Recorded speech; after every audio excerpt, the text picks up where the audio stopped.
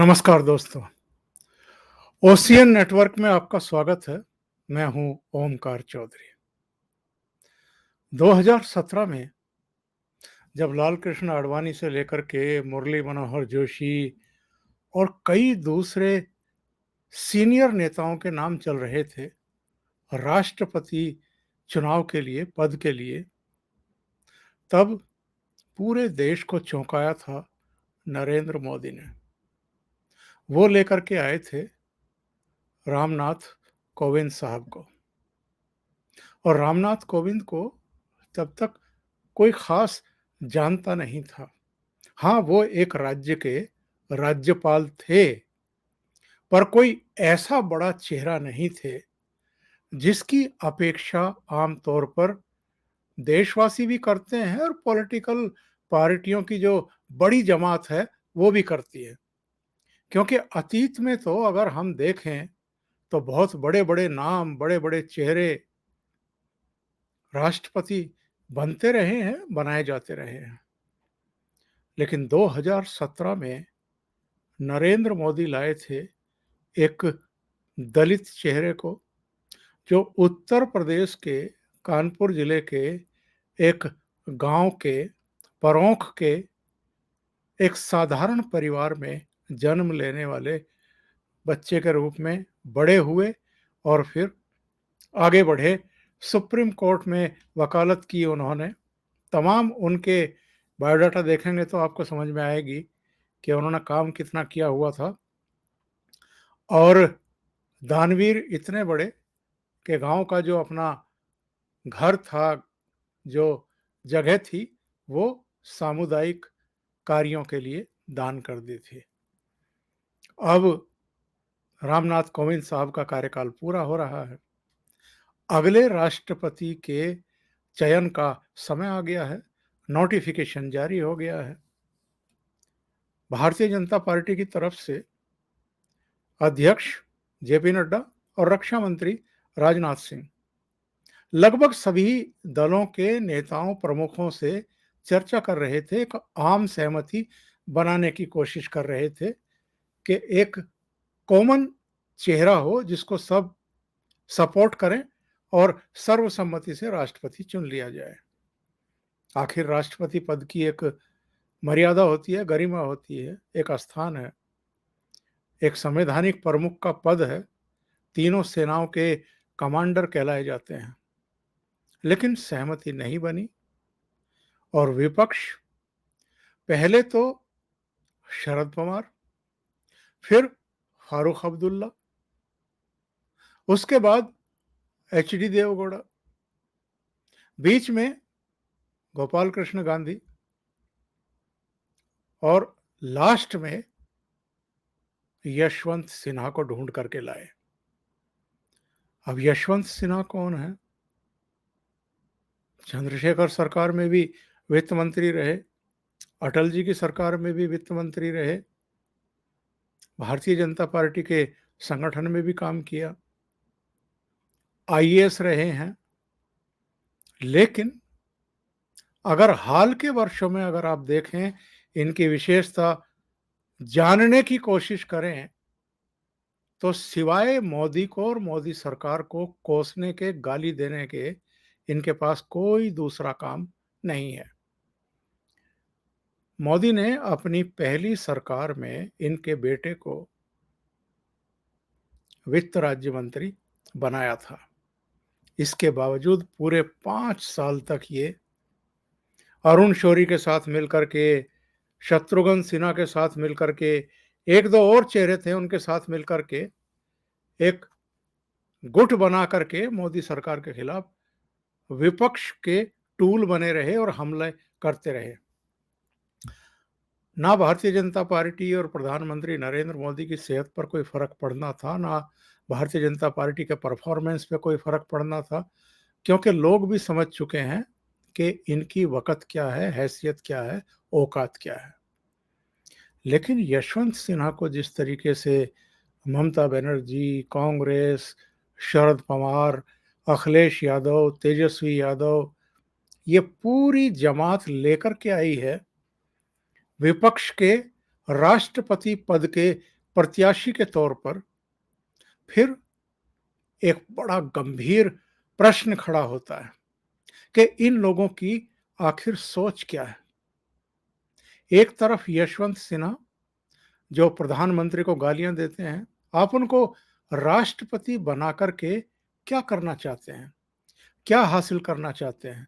राष्ट्रपति की भूमिका क्या केंद्र सरकार को गालियां देने की होगी, या ममता बनर्जी जो जगदीप धनखड़ उन पर तमाम तरह के अंकुश लगा करके रखते हैं, निरंकुश नहीं होने देते, उसका बदला राष्ट्रपति यशवंत सिन्हा को बना करके लेना चाहती हैं? ये सबको पता है, विपक्ष को भी पता है, इन सारे नेताओं को भी पता है कि विपक्ष के पास इतने वोट नहीं है, इतनी शक्ति नहीं है कि वो अपना राष्ट्रपति चुन सकें। फिर यशवंत सिन्हा ही एक चेहरा मिला था क्या इनको? एक तरफ ये यशवंत सिन्हा को लेकर के आ रहे हैं, जिनके कुछ ट्वीट मैं आपको दिखाऊंगा तो आपको गुस्सा भी आएगा, हंसी भी आएगी, इन लोगों की सोच पर तरस भी आएगी। दूसरी तरफ प्रधानमंत्री नरेंद्र मोदी और भारतीय जनता पार्टी और एनडीए का नेतृत्व है, जो 2017 की तरह इस बार भी एक ऐसे ही चेहरे को ढूंढ करके लाए हैं, राष्ट्रपति पद का उम्मीदवार घोषित किया है। झारखंड की पूर्व राज्यपाल और उड़ीसा में जन्म लेने वाली द्रौपदी मुर्मू 64 साल की आयु है। जब भारतीय जनता पार्टी का नवीन पटनायक के साथ गठबंधन था, तब कुछ समय के लिए ये उनकी सरकार में मंत्री भी रही और 2 बार वहां से विधायक चुनी गई। बहुत ही साधारण सिंपल नेचर की लेडी हैं, आदिवासी हैं, जनजाति वर्ग से आती हैं।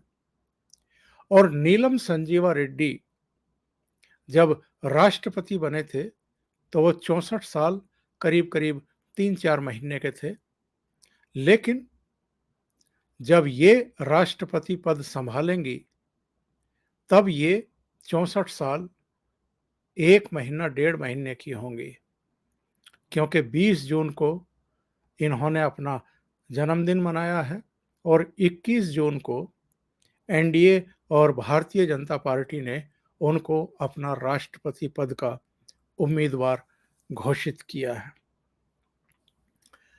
बहुत जमीन से जुड़ी रही हैं, 1997 में पार्षद भी रही हैं, 2004 तक, 2002 से 2004 तक उड़ीसा में मंत्री रही हैं, 2007 में सर्वश्रेष्ठ एमएलए होने का इनको पुरस्कार मिला था। 2015 में पहली महिला, आदिवासी महिला राज्यपाल बनी थी झारखंड की और अपना पूरा 5 साल का कार्यकाल पूरा किया उन्होंने वहां पर। दूसरे, नरेंद्र मोदी जब भी फैसले लेते हैं बहुत सोच समझ करके लेते हैं। 2017 में दलित को बनाया तो पूरे दलित वर्ग में एक मैसेज गया उनके लिए, भारतीय जनता पार्टी के लिए, और उसके बाद के जितने भी चुनाव हुए हैं उसमें भारतीय जनता पार्टी को अलग अलग राज्यों में इसका लाभ मिला है।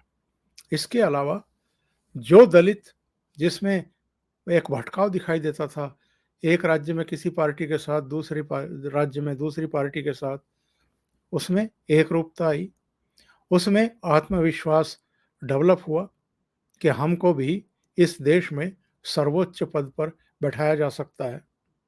इस बार एक आदिवासी महिला को लेकर के आए हैं।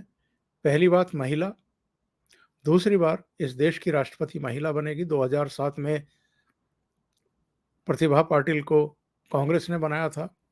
अब वो तो खैर सवर्ण थी, लेकिन अब एक आदिवासी को प्रधानमंत्री लेकर के आए हैं राष्ट्रपति पद के लिए। और पहली बार होगा इस देश में कि आदिवासी और जनजाति वर्ग से कोई राष्ट्रपति बनेगा। आप अंदाजा लगाइए कि एक पूरी बेल्ट है, जहाँ बहुत बड़ी संख्या में आदिवासी रहते हैं और कई राज्यों में हैं। इस जाति में, इस वर्ग में कितना सकारात्मक मैसेज भेजा है प्रधानमंत्री नरेंद्र मोदी ने। और मैंने ये बात इसलिए कही है कि ये भी रामनाथ कोविंद की तरह कोई बहुत चर्चित चेहरा नहीं रही हैं और ऐसे वर्ग से आती हैं जिसकी हमेशा एक तरीके से उपेक्षा होती रही है राजनीतिक जमातों के द्वारा।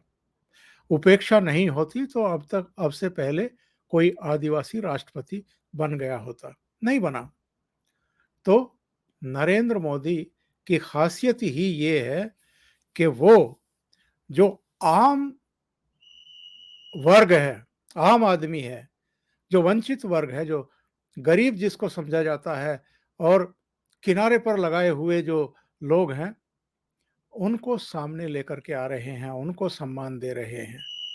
और 2014 का जब वो प्रधानमंत्री चुने गए थे एनडीए के द्वारा, भारतीय जनता पार्टी के द्वारा, सेंट्रल हॉल का उनका भाषण निकाल करके जरा सुनिए। उन्होंने कहा था कि मेरी सरकार गरीबों की सरकार होगी, गरीबों के लिए काम करने वाली और उनके लिए ही समर्पित और संकल्पित सरकार होगी। और ये उन्होंने करके भी दिखाया है। जो अलग-अलग योजनाएं हैं, उनको गैस सिलेंडर देना, बिजली के कनेक्शन देना, जनधन खाते खुलवाना, तमाम कल्याणकारी योजनाओं का पैसा उन खातों में सीधे पहुंचाना, दलाली बंद हो गई, भ्रष्टाचार बंद हो गया, उनके यहाँ शौचालय बनवाना, तमाम इतने काम किए हैं और उसका फायदा उनकी पार्टी को भी अलग-अलग राज्यों में लगातार मिल रहा है। और ये जो विपक्ष की पार्टियां हैं, वो क्यों शिकस्त पा रही हैं, कुछ राज्यों को छोड़ दीजिए, वो इसलिए कि इनकी कोई सोच ही नहीं होती है जब ये फैसले लेते हैं। यशवंत सिन्हा को राष्ट्रपति पद का उम्मीदवार बनाने से विपक्षी दलों को, ममता बनर्जी को, कांग्रेस को, तेजस्वी यादव को, अखिलेश यादव को, शरद पवार को क्या फायदा मिलने वाला है, या फारूक अब्दुल्ला को क्या फायदा मिलने वाला है? ऐसे कौन से ऐसे वर्ग से आते हैं ये कि उस वर्ग में ये कोई बहुत बढ़िया संकेत देना जा रहे हैं। एक लंबा दौर गुजरा है जब कांग्रेस सत्ता में रही है, लंबे समय तक सत्ता में रही है, क्योंकि तब तक उसके साथ एक तो ब्राह्मण, एक दलित, एक अल्पसंख्यक, ये ठुक्कर थे, साथ थे इनके। तो इनके वोट के बल पर कांग्रेस सत्ता में बनी रही। अब ये धीरे धीरे सब खिसक गए हैं, कांग्रेस का बेड़ा गर्क हो गया, उसका सुपड़ा साफ हो गया है। तो क्या कांग्रेस का नेतृत्व विपक्षी दलों की बैठक में इस तरह की राय व्यक्त नहीं कर सकता था, या इस तरह का प्रेशर बिल्डअप करने की कोशिश नहीं कर सकता था कि भाई आप ऐसे वर्गों को आगे लेकर के आइए, उन वर्गों को जोड़ने की, सम्मान देने की जरूरत है जिनकी उपेक्षा होती रही है। जिस एक मैं टिप्पणी पढ़ रहा था, बड़ी मजेदार टिप्पणी थी, उसमें लिखा गया था कि ये लोग जहां विपक्ष की सोच खत्म होती है, वहां से मोदी जी की सोच शुरू होती है। एक आदिवासी महिला को राष्ट्रपति उम्मीदवार बना करके सभी को उलझा भी दिया और पूरी दुनिया को बता भी दिया कि एक गरीब परिवार की आदिवासी महिला भी सबसे बड़े लोकतांत्रिक देश की राष्ट्रपति हो सकती हैं। बहुत सारे मैसेज इधर आए हैं जब से भारतीय जनता पार्टी ने, नरेंद्र मोदी ने इनको राष्ट्रपति पद की उम्मीदवार बनाने का ऐलान किया है। डॉक्टर अजय आलोक ने लिखा कि श्रीमती द्रौपदी मुर्मू को राष्ट्रपति उम्मीदवार बनाने के लिए समस्त एनडीए परिवार और नरेंद्र मोदी जी को हार्दिक बधाई। ये भारत के विविधता का परिचायक है और आदिवासी समाज के बिना भारत की कल्पना नहीं हो सकती।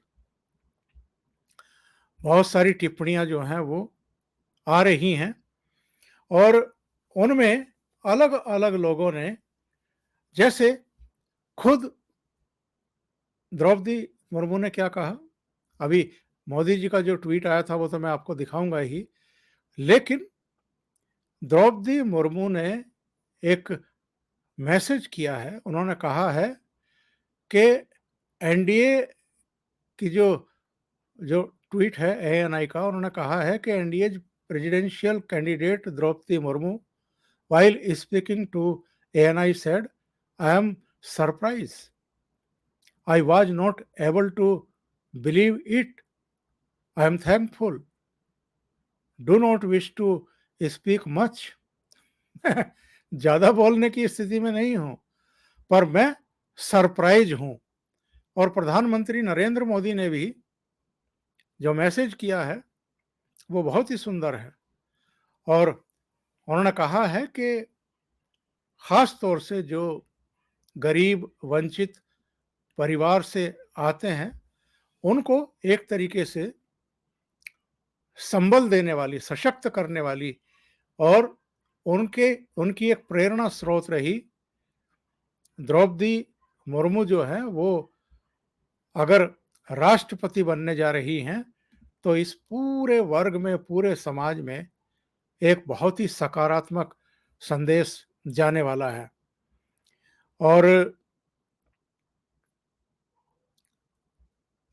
एक आदित्य राज कोल का भी ट्वीट है, बहुत ही उन्होंने एक सकारात्मक इसको कदम बताया है और दुनिया में भी इससे जो मैसेज जाने वाला है।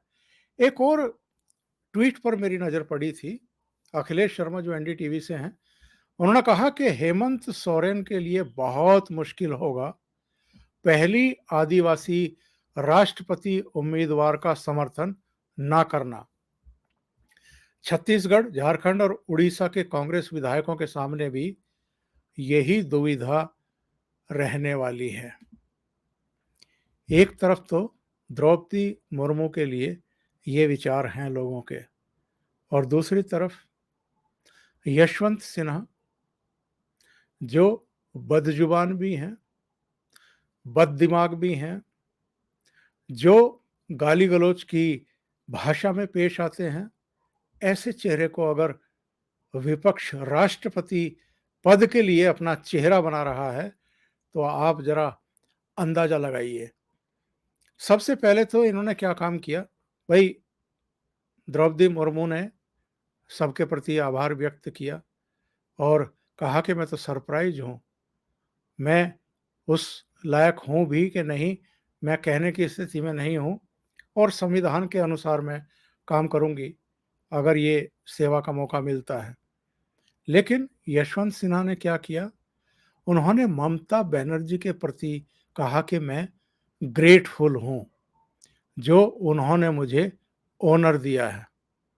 मतलब वो केवल टीएमसी के नेता के प्रति आभार व्यक्त कर रहे हैं, जो बाकी का विपक्ष है उसके प्रति नहीं।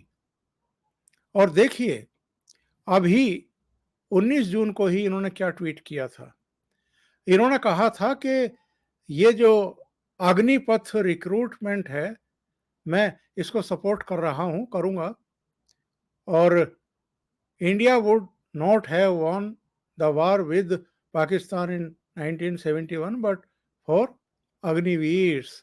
और लास्ट में क्या कह रहे हैं कि साहब इनका नाम जो है मोदी वीर कर दीजिए। इससे बड़ा कोई मजाक हो सकता है विपक्ष की तरफ से कि आप राष्ट्रपति भवन में ऐसे व्यक्ति को बैठाना चाहते हैं जो जा नहीं रहा है, क्योंकि इतने अंक ही नहीं है, इतने नंबर ही नहीं है विपक्ष के पास कि जो ये राष्ट्रपति चुने जा सकें। लेकिन जो देश के प्रधानमंत्री पर इस तरीके से अटैक करता हो और सेना के जवानों की जो भर्ती शुरू होने वाली है उसको लेकर के भी इतने निचले स्तर की टिप्पणियां कर रहा हो। मैं आपको एक और ट्वीट दिखा दूं क्या इनका, थोड़ा असमंजस में हूं, दिखाऊं कि ना दिखाऊं, जरा ये देखिए। इन्होंने कुछ लिखा डीजल पेट्रोल के बारे में, और तो एक किसान का बेटा है, उन्होंने कोई टिप्पणी कर दी, कहना क्या चाहते हो? हुँ? तो नीचे ज़रा इनकी टिप्पणी पढ़िए, इन्होंने क्या इनको जवाब दिया है। यशवंत सिन्हा की टिप्पणी है ये, कि तुम ये हो, ऐसे व्यक्ति को अगर आप राष्ट्रपति पद का उम्मीदवार बना रहे हो, तो विपक्ष को सोचना चाहिए कि उनका सोचने-समझने का लेवल क्या है? वो देश को क्या संकेत दे रहे हैं, और दूसरी तरफ मोदी किस तरह का संकेत और संदेश दे रहे हैं। अभी के लिए इतना ही, बहुत-बहुत धन्यवाद। अगर आपको ये चैनल और इसके कंटेंट पसंद आ रहे हैं, तो लाइक करें, कमेंट करें, वीडियो को शेयर भी करें। अभी तक अगर आपने ये चैनल सब्सक्राइब नहीं किया है, तो सब्सक्राइब कर लें और साथ में लगे बेल आइकॉन को दबा दें, ताकि आगे आने वाले वीडियो और उनके नोटिफ़िकेशन आप तक पहुँचते रहें। बहुत-बहुत धन्यवाद। नमस्कार।